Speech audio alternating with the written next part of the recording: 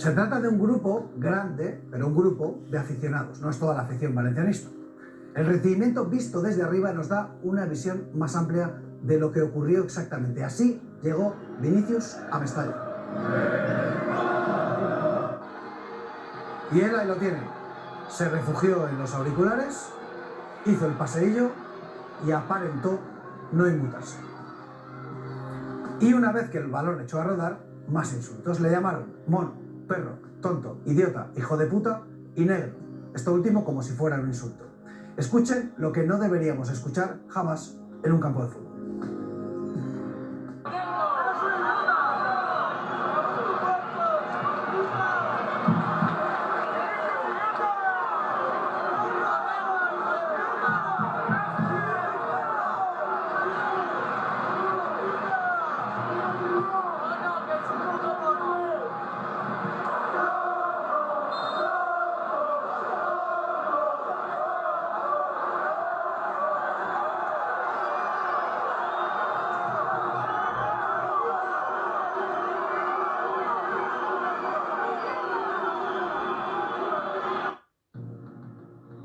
No hablen de los gestos de la segunda porque no hay justificación posible.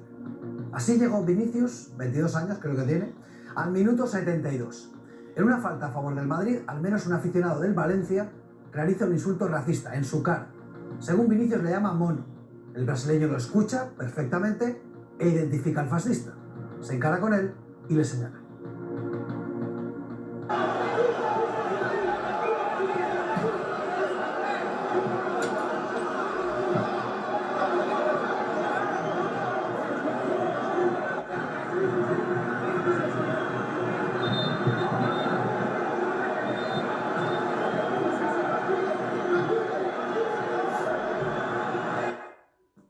Da igual lo bien o lo mal que nos caiga Vinicius o lo que nos parezca de cómo juega, no nos vamos a cansar de repetirlo. El racismo no tiene cabida en el deporte, no tiene cabida en nuestra sociedad. Los insultos a Vinicius se han colado en la agenda política a 6 días de la campaña, de la noche de las elecciones, del domingo 28M. La condena ha sido prácticamente unánime y el último, Alba Blanco, ha sido el presidente del gobierno.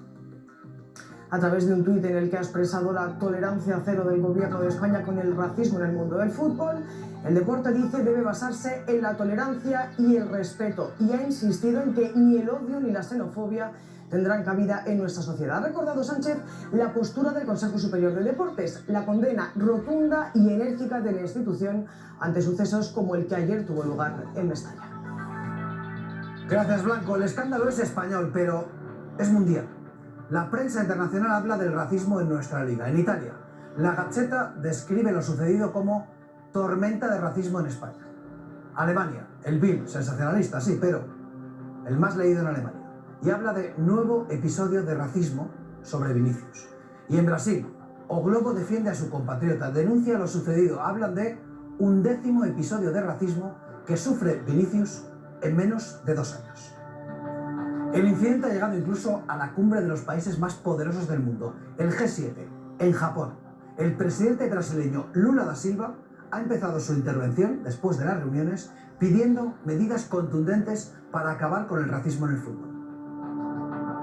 É importante que a FIFA, que a Liga Espanhola, que a Liga de outros países tome sérias providências, porque nós não podemos permitir que o fascismo tome conta e o racismo dentro do estádio de futebol.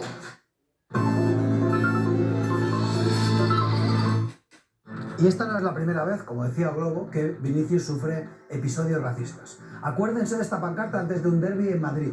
Mensaje de odio acompañado de un muñeco con la camiseta de Vinicius colgando de un puente.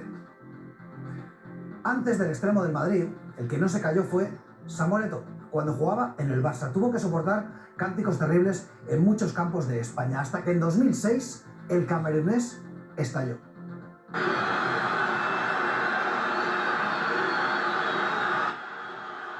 Dijo que se iba del campo, que no podía más. Yo no juego más, decía. Tuvo que aguantar insultos racistas, gritos imitando a los de un mono. Rivales y compañeros le convencieron para que no se fuera del campo. Pero esa actitud, ese día, sí marcó al menos un pequeño punto de inflexión. Esta otra imagen también es historia de nuestra liga. Fue en el campo del Villarreal y a Dani Alves le lanzaron un plátano. Él respondió, como ven, ironía, lo cogió, lo abrió y se lo comió.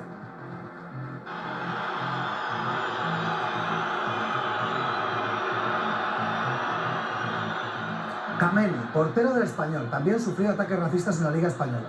Gritos otra vez simiescos. Esto fue en el Calderón, el antiguo campo del Atlético de Madrid, pero vivió episodios similares también en Zaragoza.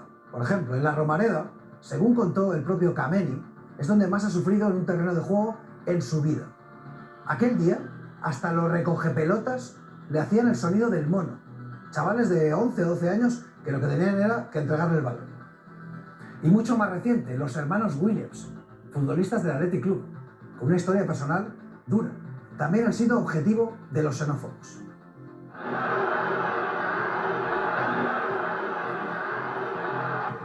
Esto fue contra Iñaki, el mayor. Fue el primero en sufrirlo. Después su hermano Nico tampoco se ha librado de los racistas.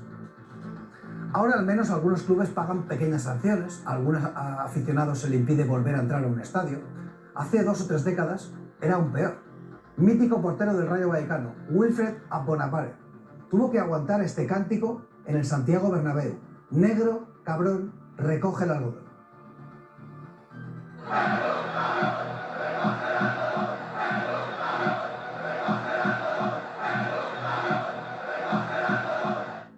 Roberto Carlos, este del Real Madrid, tuvo que soportar una pancarta, esta fue en el Camp Nou, terrible. Se podía leer cómo le llamaban macaco.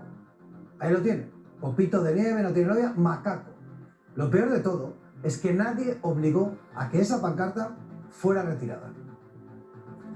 El racismo no era exclusivo ni siquiera de la grada. La xenofobia estaba en la zona noble, en los palcos. Jesús Gil sobre Adolfo El Tren Valencia, un futbolista negro de su propio equipo, del Atlético de Madrid.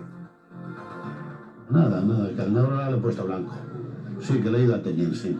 Porque el negro, vamos, le corto la cabeza. No se ríe más de mí, ya me ha tomado el pelo bastante. Le dice que se va a Colombia mañana, y ahorita cojones para irte. Y para evitar estos errores surgió el protocolo contra el racismo. ¿En qué consiste? Y Rey, sobre todo, ¿se está aplicando bien?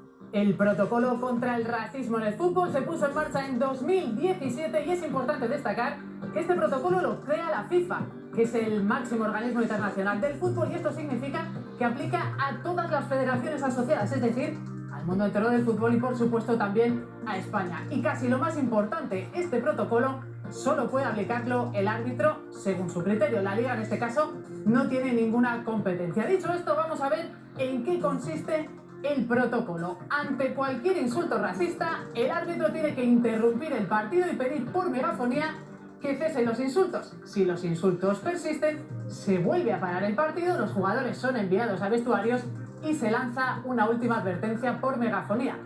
Por último, si los hechos se repiten, el árbitro suspenderá definitivamente el partido previa consulta con los equipos. Y vamos a ver si anoche se aplicó bien ese protocolo en el estadio del Valencia. En el minuto 73, el árbitro de Burgos Bengoechea paró el partido en este momento. A Vinicius le llaman mono desde la grada y el árbitro activa el protocolo contra el racismo y detiene el partido durante casi 6 minutos. Durante ese tiempo se pide por megafonía que paren los insultos. Pero los insultos no paran. Es más, tras la expulsión de Vinicius ya en el minuto 90, desde la grada, volvieron a escucharse estos gritos racistas.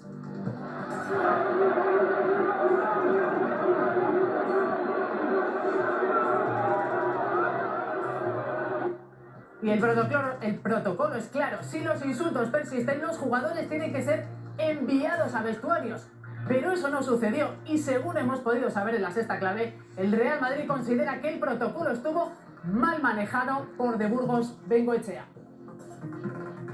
Sabemos que el protocolo depende en gran medida de lo que el árbitro escuche, de lo que el árbitro decida. Y en España solo hay un precedente de un partido suspendido. El caso Zozulia, Rey. Un caso que generó además muchísima polémica. Zozulia es un jugador ucraniano que en su día fichó por el Rayo Vallecano, pero que no llegó ni a debutar, ya que fue vinculado con grupos neonazis. Ya como jugador del Albacete, volvió a Vallecas para enfrentarse al Rayo y sucedió esto que van a ver.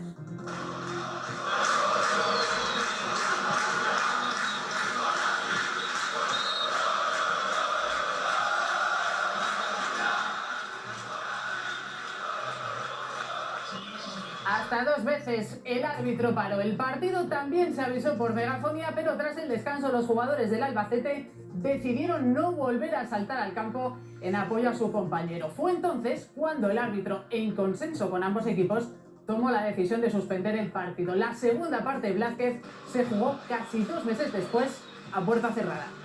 Gracias, Rick. Resumen de lo acontecido. Cuando a Zozulia le llamaron nazi, se suspendió el partido. Y cuando hay insultos racistas, pues no. El Valencia ha anunciado que va a expulsar de por vida de su estadio a los aficionados que profirieron esos gritos racistas. Uno de ellos ya ha sido identificado por la policía. Y ahora mismo se supone que se trabaja por localizar a alguno más. Y tras unas horas de dudas, la justicia algo se mueve también. La Fiscalía de Valencia ha incoado de oficio diligencias de investigación por un presunto delito en esos insultos contra Vinicius. ¿Qué recorrido judicial puede tener esta denuncia más allá de lo que decida un club de fútbol? Alfonso Pérez Medina, un placer como siempre tenerte aquí. Vamos a ver. ¿Decirle a alguien puto negro en España es delito o hay impunidad? Bueno, pues depende de las circunstancias y sobre todo, Blázquez, de la finalidad con que se pronuncien esas palabras. En algunos casos podemos estar ante acciones que constituyen un delito, en otro caso nos pueden parecer expresiones racistas deplorables, desde luego, desde el punto de vista ético y moral, pero no son delictivas. Y si son delictivas, hay unos tipos, unos delitos concretos que se puedan aplicar a ese tipo de expresiones, negro de mierda, por ejemplo. Pues estaríamos ante dos supuestos distintos. Por un lado, el delito de incitación al odio, es decir, cualquier expresión que lo que busque, que lo que fomente es la discriminación, la hostilidad contra una persona por pertenecer a un colectivo vulnerable en razón, por ejemplo, de su raza, como sería este caso, de su identidad sexual, de su orientación de cualquier tipo. Y también podríamos estar ante un delito contra la integridad moral, es decir, trato degradante a una persona. En el